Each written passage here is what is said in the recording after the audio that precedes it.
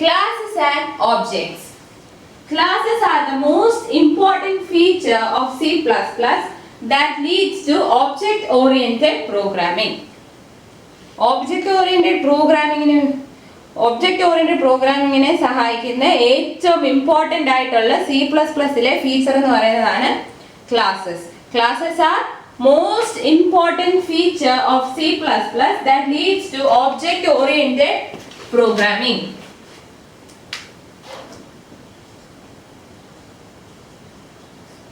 Classes are the most important feature of C++ leading to object oriented programming സഹായിക്കുന്ന C++ലെ ഏറ്റവും പ്രധാനപ്പെട്ട ഒരു feature ആണ് classes. Now let us see what is a class. Class is a user defined data type. Class is a user defined data type. Class is a user defined data type which holds its own data members and member functions, which holds its own data and member function, holds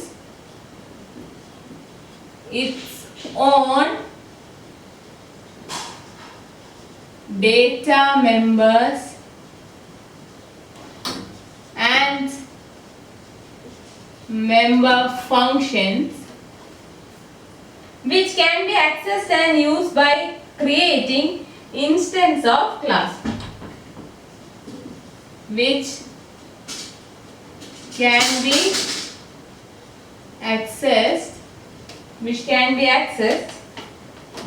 and used by creating instance of class. Class in the definition എന്താണ്? Class is a user defined data type. Class ഒരു user defined data type ആണ് which holds its own data members and member functions. അതെന്താണ് അത് hold ചെയ്യുന്നത്? അതിന്റെ സ്വന്തമായ data മെമ്പേഴ്സും member ഫംഗ്ഷൻസും ആണ് classes hold ചെയ്യുന്നത്. ഈ മെമ്പർ ഫംഗ്ഷൻസിനെയും ഡേറ്റ മെമ്പേഴ്സിനെയും ക്ലാസ്സിനെ ആക്സസ് ചെയ്യാനും നമുക്ക് ആക്സസ് ചെയ്യുകയും അത് യൂസ് ചെയ്യുകയും ചെയ്യാം. എങ്ങനെ യൂസ് ചെയ്യാൻ പറ്റും? By creating instance of the class. അപ്പോൾ ഒരു ക്ലാസിന്റെ ഇൻസ്റ്റൻസ് നമ്മൾ ക്രിയേറ്റ് ചെയ്യുവാണെങ്കിൽ ക്ലാസ് ഹോൾഡ് ചെയ്യുന്ന അതിന്റെ സ്വന്തമായ ഡേറ്റ മെമ്പേഴ്സിനെ മെമ്പർ ഫംഗ്ഷൻസിനെ നമുക്ക് ആക്സസ് ചെയ്യാനും യൂസ് ചെയ്യാനും സാധിക്കും. So what is A class? Class is A user defined data type. അതായത് യൂസർ ഡിഫൈൻ ചെയ്യുന്ന ഒരു ഡേറ്റ ടൈപ്പ് ആണ് ക്ലാസ്. മറ്റേ സാധാരണയുള്ള ബിൽറ്റ് ഡേറ്റ ടൈപ്പ് എന്ന് പറയുമ്പോൾ ഇന്റ് ചാർ ഫ്ലോട്ട്, ഇത് അങ്ങനെയല്ല. നമ്മൾ യൂസർ സ്വന്തമായി യൂസർ ഡിഫൈൻ ചെയ്യുന്ന ഒരു ഡേറ്റ ടൈപ്പ് ആണ് ക്ലാസ്. ക്ലാസ് അതിന്റെ സ്വന്തമായ ഡേറ്റ മെമ്പേഴ്സും മെമ്പർ ഫംഗ്ഷൻസും ഹോൾഡ് ചെയ്യുന്നു. ഈ ഹോൾഡ് ചെയ്യുന്ന മെമ്പർ ഫംഗ്ഷൻസിനെയും ഡേറ്റ മെമ്പേഴ്സിനെയും ആക്സസ് ചെയ്യാനും യൂസ് ചെയ്യാനും നമുക്ക് എങ്ങനെ സാധിക്കും? ക്ലാസിന്റെ ഇൻസ്റ്റൻസുകൾ ക്രിയേറ്റ് ചെയ്യുവാണെങ്കിൽ ക്ലാസ് ഹോൾഡ് ചെയ്യുന്ന ഡേറ്റ മെമ്പേഴ്സിനെയും മെമ്പർ ഫംഗ്ഷൻസിനെയും നമുക്ക് ആക്സസ് ചെയ്യാനും യൂസ് ചെയ്യാനുമായിട്ട് സാധിക്കും. So classes are the most important feature of C++ which leads to object-oriented programming. Class is a user-defined data type which holds its own data members and member functions, which can be accessed and used by creating instance of the class. Now, ഈ data members, member functions എന്നും പറഞ്ഞാൽ എന്താണെന്ന് നോക്കാം. Variables inside the class definition are known as or are called as data members and the functions are called member functions. അപ്പോൾ ക്ലാസ്സിനകത്തുള്ള class ഡെഫിനിഷന്റെ അകത്ത് വരുന്ന വേരിയബിൾസിനെ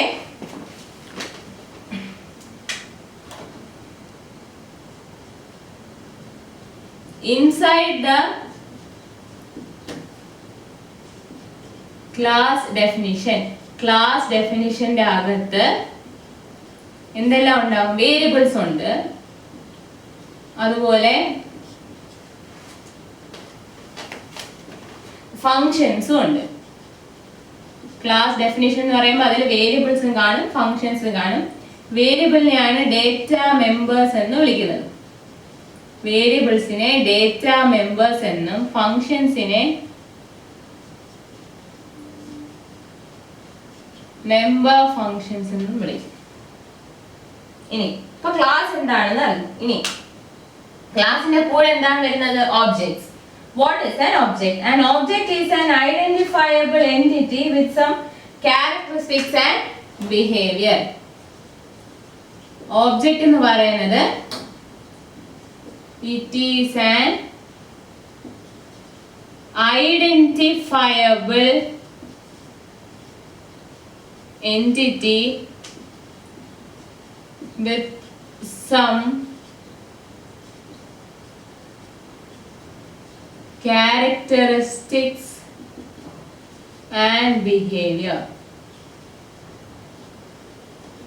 Characteristicsum behaviorum ulla oru identifiable entity aanu object. An object is an instance of a class or variable of type class. Object ennu parayunnathaanu instance of a class or variable of type class. ഒരു ക്ലാസിന്റെ instance അല്ലെങ്കിൽ class data type ഉള്ള variable അതാണ് object. Structure type variables പോലെ class type variables ആണ് object. So object എന്ന് വെച്ചാൽ എന്താണ്? Object is an identifiable entity with some characteristics and behavior. An object is an instance of a class or variable of type class. അപ്പോൾ ഇതാണ് basic ആയിട്ട് class എന്താണ് object എന്താണെന്ന് പറഞ്ഞാൽ അറിഞ്ഞിരിക്കേണ്ട കാര്യം.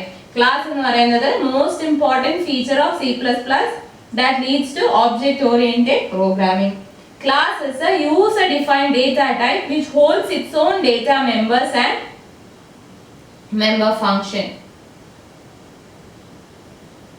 which can be accessed and used by creating instance of class. Then inside the class definition you have variables and functions. The functions are known as member functions and the variables are known as data members. Now moving on to object. An object is an identifiable entity with some characteristics and behavior. An object is also an instance of a class or variable of the type class.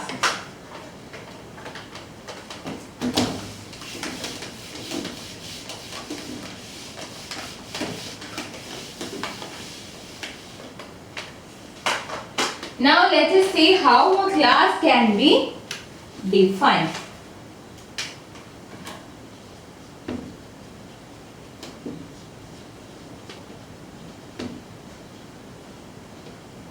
Class definition. A class definition starts with the keyword class followed by the class name and the body of class enclosed by a pair of curly braces. Class definition must be followed either by a semicolon or a list of declarations. But class definition എങ്ങനെയാണ്? It starts with keyword class. Starts with keyword class. അത് കഴിഞ്ഞിട്ടോ followed by class name. Followed by class name. Then you have body of a class enclosed within a pair of curly braces. Body of class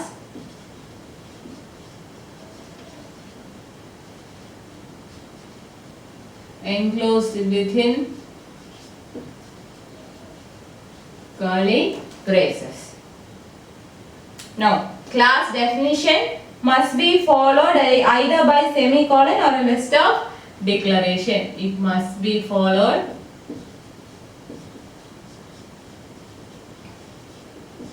by semicolon or list of declarations. അപ്പോൾ class definition എങ്ങനെയിരിക്കും? Class definition class എന്നുള്ള keyword വെച്ചാണ് start ചെയ്യുന്നത്. അതിനുശേഷം വരുന്നു ക്ലാസിന്റെ പേര്. അത് കഴിഞ്ഞ് നിങ്ങൾ ബോഡി ഓഫ് ദ ക്ലാസ് വരും വിത്തിൻ കർലി ബ്രേസസ്. അത് കഴിയുമ്പോൾ സെമികോളൻ വരണം, അല്ലെങ്കിൽ ലിസ്റ്റ് ഓഫ് ഡിക്ലറേഷൻ വരണം. അപ്പൊ എങ്ങനെ എഴുതാം? സിന്റാക്സ്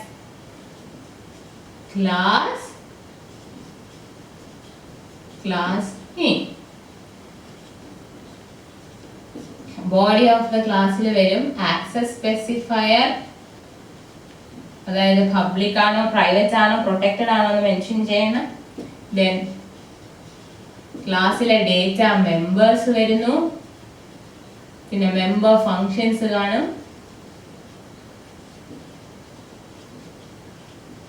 അത് കഴിയുമ്പോൾ നമ്മൾ ഒരു കർലി ബ്രേസറ്റ് ക്ലോസ് ചെയ്തിട്ട് ഇവിടെ ഒന്നെങ്കിൽ സെമികോളൻ കൊടുക്കുക, അല്ലെങ്കിൽ ലിസ്റ്റ് ഓഫ് ഡിക്ലറേഷൻ, അതായത് ഓബ്ജക്ട്സ് ഡിക്ലെയർ ചെയ്യാം. Declare objects.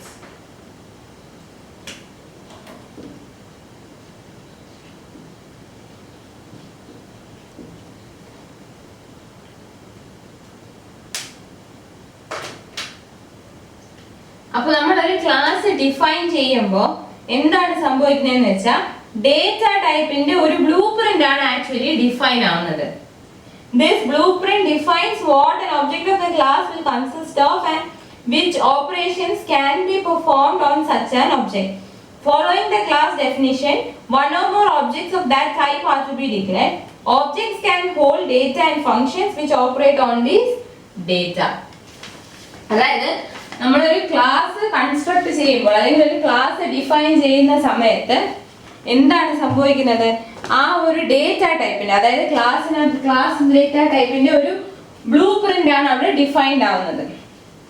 അവിടെ ഒരു ബ്ലൂ പ്രിന്റ് മാത്രമേ വരൂ. ഈ ബ്ലൂ പ്രിന്റ് എന്ന് പറയുന്നത് എന്താണ്? ഇപ്പൊ നമ്മൾ ഈ ക്ലാസിന്റെ ഒരു ഓബ്ജക്റ്റ് ക്രിയേറ്റ് ചെയ്യുവാണെങ്കിൽ,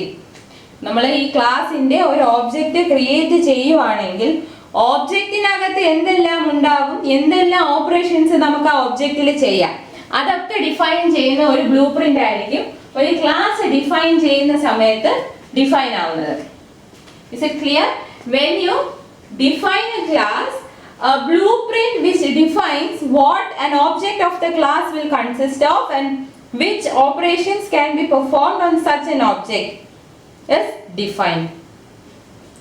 ഒരു ക്ലാസ് ഡിഫൈൻ ചെയ്യുമ്പോൾ ആ ക്ലാസിന്റെ ഒബ്ജക്റ്റ് നമ്മൾ ക്രിയേറ്റ് ചെയ്ത ഒബ്ജക്റ്റിൽ എന്തെല്ലാം ഉണ്ടാവാം, അതിന് ആ ഒബ്ജക്റ്റിൽ എന്തെല്ലാം ഓപ്പറേഷൻസ് നമുക്ക് ചെയ്യാം, അതെല്ലാം ഡിഫൈൻ ചെയ്യുന്ന ഒരു ബ്ലൂ പ്രിന്റ് ആണ് അവിടെ ഉണ്ടാവുന്നത്. Following class definition, one or more objects of that type are to be declared. അപ്പോൾ ക്ലാസ് ഡെഫിനിഷൻ കഴിഞ്ഞാൽ ഈ ടൈപ്പിലെ ഒന്നിലധികം ഒബ്ജക്ട്സോ നമ്മൾ ഡിഫൈൻ ചെയ്യണം. സോ നമ്മൾ ഒബ്ജക്ട്സിനെ ഡിക്ലെയർ ചെയ്യണം. And objects can hold data and functions which operate on this data. അപ്പൊ ഈ ഒബ്ജക്റ്റ് ആണ് ഈ ഡേറ്റ ഹോൾഡ് ചെയ്യുന്നത്, പിന്നെ ഡേറ്റയിൽ ഓപ്പറേറ്റ് ചെയ്യാവുന്ന ഫങ്ഷൻസും ഒക്കെ ഒബ്ജക്റ്റിലായിരിക്കും വരുന്നത്, ക്ലാസ്സിലല്ല ഒബ്ജക്റ്റിലായിരിക്കും. ഇപ്പൊ നമ്മൾ ഇന്റ് എ എന്ന് പറഞ്ഞ ഒരു വേരിയബിൾ ഡിക്ലെയർ ചെയ്യുവാണെങ്കിൽ, suppose you are declaring A variable as int A. അപ്പൊ നമ്മൾ ആ ഡിക്ലെയർ ചെയ്യുമ്പോൾ ഇന്റ് എന്ന് പറഞ്ഞ് ഡിക്ലെയർ ചെയ്യുമ്പോൾ എന്ത് മനസ്സിലാവുന്നു നമുക്ക്? എ എന്നുള്ള വേരിയബിൾ എടുക്കുന്ന ഡേറ്റ എന്ന് പറയുന്നത് ഇന്റിജർ ടൈപ്പ് ആയിരിക്കും. അപ്പം അത് ബിൽറ്റ് ഇൻ ഡേറ്റ ടൈപ്പ് ആണല്ലോ, യൂസർ ഡിഫൈൻഡ് അല്ല. അപ്പൊ നമുക്കറിയാം ഒരു ഇന്റിജറിനകത്ത് നമുക്ക് എന്തെല്ലാം ഓപ്പറേഷൻസ് പെർഫോം ചെയ്യാമോ അതെല്ലാം നമുക്ക് ഈ വേരിയബിൾ എയിലും പെർഫോം ചെയ്യാം. A will be holding value of type integer എന്ന് പറയുന്നത് പോലെ നമ്മൾ ഒരു ക്ലാസ് ഡിഫൈൻ ചെയ്ത് കഴിഞ്ഞാൽ ആ ക്ലാസിന്റെ ടൈപ്പിലെ ഒന്നിലധികം ഓബ്ജക്ട്സോ നമ്മൾ ഡിക്ലെയർ ചെയ്യണം. ഈ ഓബ്ജക്ട്സ് ആയിരിക്കും ഈ ഒബ്ജക്ട്സിലായിരിക്കും ക്ലാസ് ടൈപ്പിനകത്ത് നമ്മൾ ഡിഫൈൻ ചെയ്തേക്കുന്ന ഡേറ്റ മെമ്പേഴ്സും മെമ്പർ ഫങ്ഷൻസും എല്ലാം വരുന്നത്. അപ്പോൾ ഒബ്ജക്ട്സ് ആണ് ഈ ഡേറ്റ ഹോൾഡ് ചെയ്യുന്നതും ഡേറ്റയും ഫങ്ഷൻസും ഒക്കെ ഈ ഡേറ്റയിൽ ഓപ്പറേറ്റ് ചെയ്യാവുന്ന ഫങ്ഷൻസും ഒക്കെ ഹോൾഡ് ചെയ്യുന്നത് ആരായിരിക്കും? ഈ ഒബ്ജക്ട്സ് ആയിരിക്കും. അപ്പൊ നമ്മളൊരു ക്ലാസ് ഡിഫൈൻ ചെയ്യുമ്പോൾ ശരിക്കും ആ ക്ലാസിന്റെ ഒരു ഒബ്ജക്റ്റ് ക്രിയേറ്റ് ചെയ്യുവാണെങ്കിൽ ഒബ്ജക്റ്റിനകത്ത് വരാവുന്ന ഡേറ്റ മെമ്പേഴ്സും അതിനകത്ത് ഓപ്പറേറ്റ് ചെയ്യാവുന്ന മെമ്പർ ഫങ്ഷൻസും ഏതാണോ അതിന്റെയൊക്കെ ഒരു ബ്ലൂ പ്രിന്റ് ആണ് ആക്ച്വലി ഡിഫൈൻ ആവുന്നത്. ഒബ്ജക്റ്റ് ഡിക്ലെയർ ചെയ്തതിന് ശേഷമേ ഒബ്ജക്റ്റ് ഡിക്ലെയർ ചെയ്യണം. നമ്മൾ ക്ലാസ് ഡിഫൈൻ ചെയ്ത് കഴിഞ്ഞാൽ ക്ലാസ് ഡിഫൈൻ ചെയ്ത് കഴിഞ്ഞാൽ ഒബ്ജക്റ്റ് ക്രിയേറ്റ് ചെയ്യണം. അപ്പോൾ ഒബ്ജക്റ്റ് ഡിക്ലെയർ ചെയ്ത് കഴിയുമ്പോൾ ഈ ഒബ്ജക്റ്റിനാണ് ഈ ഡേറ്റ ഹോൾഡ് ചെയ്യാനും മെമ്പർ ഫങ്ഷൻസ് ഹോൾഡ് ചെയ്യാനും ഒക്കെ പറ്റുന്നത്. Is it clear? So when we define a class, only a blueprint for a data type is actually defined. Or data type in a blueprint. That is, the blueprint defines what an object of the class will consist of and which operations can be performed on such an object. Following the class definition, one or more objects of that type are to be declared. These objects can hold data and functions which operate on these data.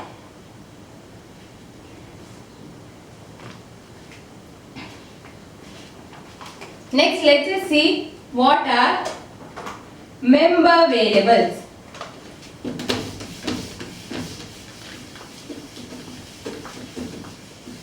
Let us see what are member variables.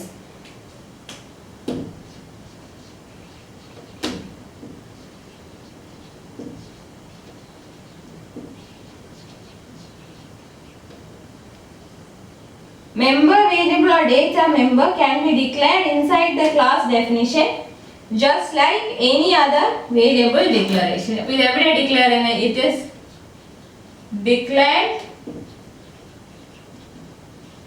inside class definition. ഒരു member variable അല്ലെങ്കിൽ data member നമ്മൾ class definitionന്റെ ഉള്ളിലാണ് declare ചെയ്യുന്നത്. Member variables cannot contain an initializer. അതിൽ initializer ഉണ്ടാവാൻ പാടില്ല. It cannot contain initializer. Member variables നകത്ത് initializer ഉണ്ടാവാൻ പറ്റില്ല. That is, it is not possible to assign values to variable inside the class definition. അതായത് നമ്മൾ class definitionന്റെ അകത്ത് member variables values ഒന്നും assign ചെയ്യാൻ പറ്റില്ല. അതാണ് പറയുന്നത് it cannot contain initializer. Storage specifiers like auto, extern and register also cannot be used. Storage specifiers. ഏതൊക്കെ storage specifiers ആണ്? auto, extern, register. അതൊന്നും യൂസ് ചെയ്യാൻ പറ്റില്ല.